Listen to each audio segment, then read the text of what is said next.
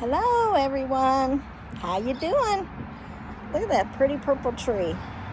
It's the only thing nice to look at out here. Okay, I don't even want to show you what I'm surrounded by. But I was just going to say, the other day was Palm Sunday, and it got me thinking about my grandpa. Now, my grandpa was a little strange little man, peculiar little man they would call it. And I say little because he was shorter than me.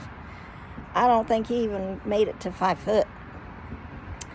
But on Palm Sunday, I was at Grandma's and Grandpa's a lot as a child, okay? So I remember a lot more things than being at their house than even at my mom's sometimes. And my cousin's house and my friend's house. I was everywhere. When they say it takes a village, honey, I was the village child. I was everywhere. So anyway, Grandpa would come in. I remember this 2 or 3 different years, 2 or 3 different times, so it had to be 2 or 3 different years because Palm Sunday's once a year. And he would get up and go to church. And he would come in with these, it looked like a pine cone kind of thing, but they were palm branches. And they had them woven together to make like a little, like a pine tree, like a little pine cone. It was woven and it had the branches at the end, and then he would stick them in the house, and he would always tell me about it. And he would, don't touch this. This is going to go in the house and bring us luck and bring us blessings. And it was symbolic to him that I not touch this thing. But he would show it to me, and he would let me look at it. And it was a neat kind of thing that I had never seen before. I didn't question it. I didn't know anything about it. Just knew that a couple times in my childhood I seen these strange things. Have you guys ever seen a palm? Woven palms? That's just must have been a thing that back in the day. I don't know. But it was neat. It was a neat thing that my grandpa got to share with me growing up. And it brought blessings, I guess. He was a father of 10 children. I guess it brought him lots of blessings. And the last 2 was a double blessing because they had twins. Oh, but my grandpa gave me some good memories. Now he was a cranky old man.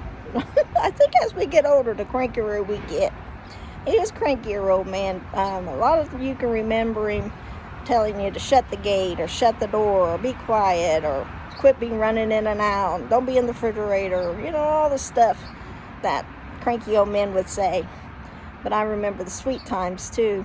See, my grandpa was kind of a gardener, and growing up he had this magnificent grape arbor.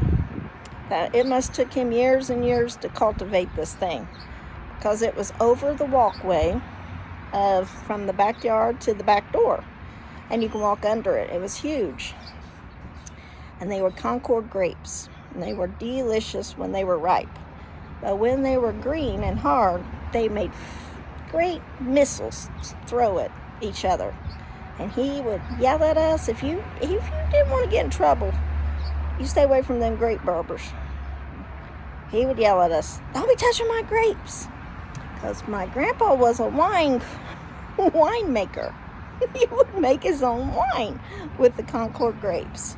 And he would sit back there and pick off his tomatoes and his hot peppers and try to say, here, taste this. It'd be a hot pepper.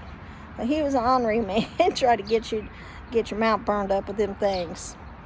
And green onions, remember a lot of green onions. He'd have a plate of those sometimes. But he was a gardener. And he had a burn barrel, and he would go in the house and bring me, I don't know, I'd just take loads of stuff that he had sitting in the back door.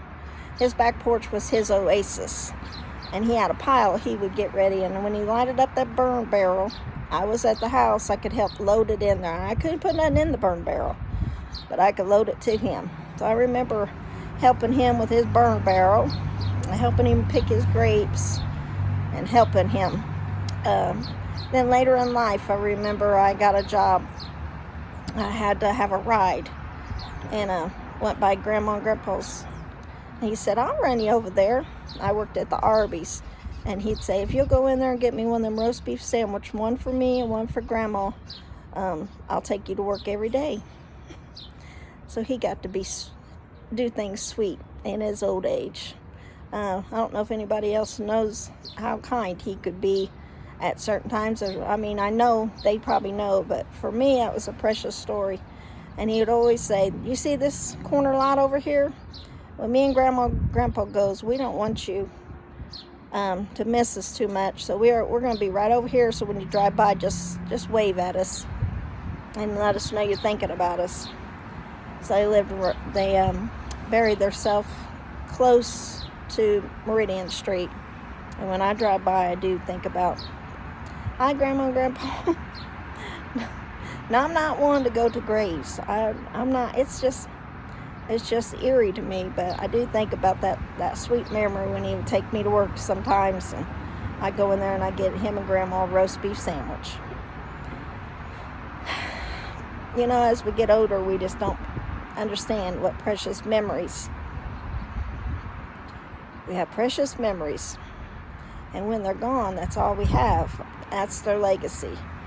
So my grandpa's legacy was being a cranky old man, but also a sweet man, and one that taught me about Palm Sunday, and I appreciate that.